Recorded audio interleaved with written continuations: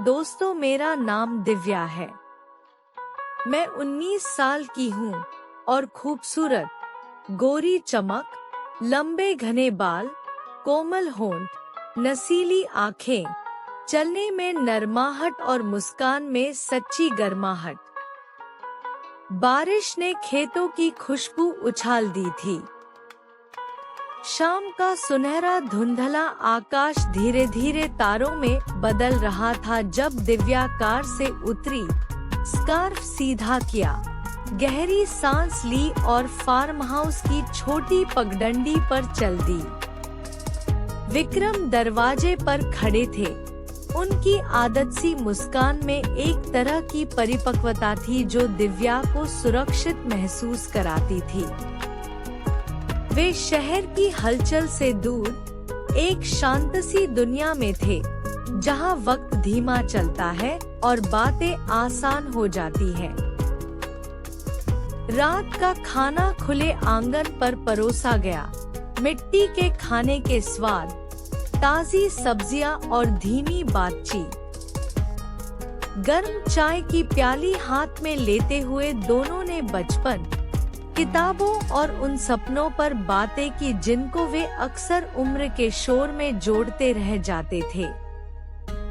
हवा में माटी की सौंधी खुशबू और दूर खेतों की हल्की चहल-पहल ने माहौल को और भी निजी बना दिया। विक्रम और दिव्या के बीच बातों की वह लय धीरे धीरे एक नई समझ बन गई। ऐसा संबंध जो आकर्षण के साथ साथ सम्मान का भी वादा रखता था। कमरे में एम्बर लाइट का नरम घेरा था और एक सेट प्लेलिस्ट पर धीमा जैज बज रहा था। विक्रम ने दरवाजा बंद किया और एक पल के लिए दिव्या की ओर देखा। उनकी आंखों में वही ठहराव था जो कहता, मैं तुम्हारा सम्मान करूंगा, मैं पूछूंगा। दिव्या ने मुस्कुराकर कहा, आज कुछ खेलने जैसा हो चलो। विक्रम ने हल्की हंसी में जवाब दिया, पर नियम वही, कोई जल्दबाजी नहीं, हर बार पूछना। उस वचन ने दोनों के बीच की सीमाएं स्पष्ट कर दी और खेल की किस्मत को सुरक्षित रखा। रात के मध्य में जब बारिश और प्लेलिस्ट दोनों थोड़े शांत हुए, दिव्या ने सहजता से विक्रम के करीब जाकर उनके गाल पर एक नरम चुंबन दिया, इतना सूक्ष्म कि वह पल उनकी यादों पर नरमसा निशान छोड़ गया। किस के बाद वे दोनों कुछ देर बिना बोले बस एक दूसरे की आंखों में ठहर गए। शब्दों की जरूरत नहीं थी। दोनों समझ चुके थे कि उनकी नजदीकी गरिमा और सहमति से बनी है। वे सोफे पर बैठे, एक ब्लैंकेट साझा किया और चाय की चुस्की लेते लेते आगे की बातें करने लगे। छोटे छोटे सपने, एक साझा बगीचा जहां दिव्या अपनी किताबें पढ़े और विक्रम छोटे पौधे लगाकर उनसे बातें करे। सप्ताहांत की सैरेन और किसी पुस्तकालय की खोज यात्रा। विक्रम ने धीरे से कहा, हर कदम पर मैं तुमसे पूछूंगा, क्या ठीक है?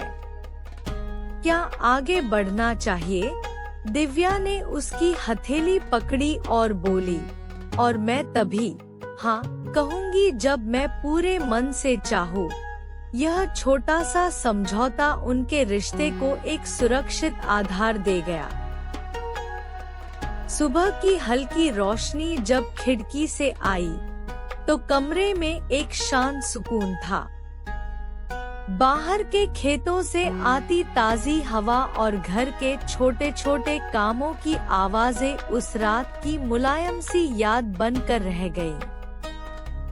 उन्होंने नाश्ता साथ किया और सफर पर लौटने से पहले फार्म हाउस के छोटे बगीचे में लगे फूलों की कतारों को देखते हुए आगे की योजनाएं बनाई। विदा लेते समय दिव्या ने पीछे मुड़कर देखा।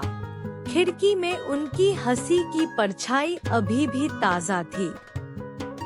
उसने विक्रम का हाथ कसकर थामा और कहा, हमेशा गरिमा और सहमति के साथ ही मस्ती करेंगे। विक्रम ने सिर हिलाकर जवाब दिया, हमेशा।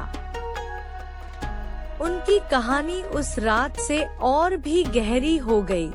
यह प्रेम केवल आकर्षण का खेल नहीं था, बल्कि एक चुना हुआ वादा था, एक दूसरे से पूछना, सुनना और तब साथ चलना। फार्म हाउस की वह रात उनके लिए एक नरमसा मोड़ बन गई, जहां मस्ती और रोमांस का मेल सम्मान और सहमति से जुड़ा रहा। दोस्तों, आपको मेरी यह स्टोरी कैसी लगी कमेंट्स में जरूर बताएं। साथ ही लाइक, शेयर, सब्सक्राइब करना ना भूलें। धन्यवाद।